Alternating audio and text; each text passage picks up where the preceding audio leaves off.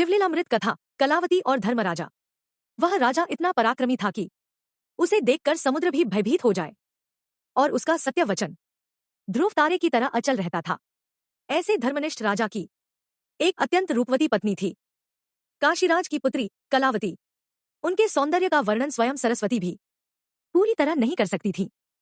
वे लावण्य के समुद्र जैसी थी, नयन खंजन पक्षी जैसे चंचल, होंठ बिंबफल के समान लाल, वाणी कोयल की तरह मधुर, चाल हंस के समान सौम्य और कमर सिंह की तरह सुघड़ थी। उनका मुख चंद्रमा जैसा उज्ज्वल था, केशों में सर्प के समान घुंघराली वेणी शोभा देती थी, दांत ऐसे चमकते थे मानो हीरो की खान हो। जब वे बोलती तो पूरे भवन में प्रकाश फैल जाता। वे सभी कलाओं में निपुण थी, इसीलिए उनका नाम कलावती सार्थक था। उनमें सौंदर्य भी था और वैराग्य भी, बुद्धि भी थी और मर्यादा भी। उनके शरीर से ऐसा सुगंध निकलती कि महल भी महक उठता।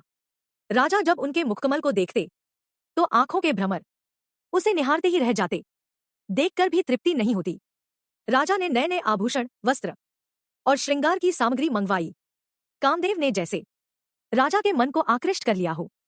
राजा ने प्रेमपूर्वक कलावती को बुलावा भेजा, पर वे नहीं आईं। उनके रूप और श्रृंगार की आभा ने राजा के हृदयमीन को पूरी तरह बांध लिया। अंततः राजा स्वयं उठे और कलावती के पास पहुंचे। राजा बोले, हे सुंदरांगी, मेरे शरीर वृक्ष को आलिंगन दो। तुम्हारे गर्भ से उत्तम पुत्र जन्म लेगा, जिसे देखकर सारा जगत आनंदित होगा। तब कलावती मुस्कान भरे शांत मुख से बोली, हे राजाधिराज, मैंने सदा चंद्रमौली शिव की उपासना की है। मैं सर्वदा व्रतस्थ रहती हूं। जो स्त्री रोगी हो, गर्भवती हो, ऋतुकाल में हो, भूखी हो, व्रत में हो, वृद्ध या अशक्त हो, उसका संग नहीं करना चाहिए। स्त्री पुरुष दोनों हर्षयुक्त, तरुण, स्वस्थ, अष्टभोगों से युक्त और चिंतारहित हों, तभी संग धर्म संगत होता है। पर्वकाल और व्रत दिन छोड़कर उचित समय में षड्रस युक्त भोजन के बाद प्रेम पूर्वक संग करना, यही राजलक्षण है। पर राजा उस समय काम और मद से अति उन्मत्त हो चुके थे। वे बलपूर्वक आगे बढ़े और आलिंगन किया। तब राजा का शरीर ऐसे जलने लगा जैसे कोई लोहा अत्यंत तप्त अग्नि में डाला गया हो। उसी प्रकार कलावती का शरीर भी दहकने लगा। राजा घबरा गए।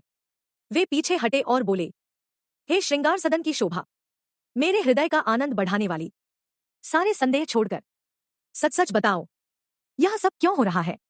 तब कलावती बोली, हे राजाओं के मुकुटमणि, क्रोध को मन में स्थान मत दो। मेरे गुरु महर्षि दुर्वासा, जो अनुसूया के पुत्र हैं,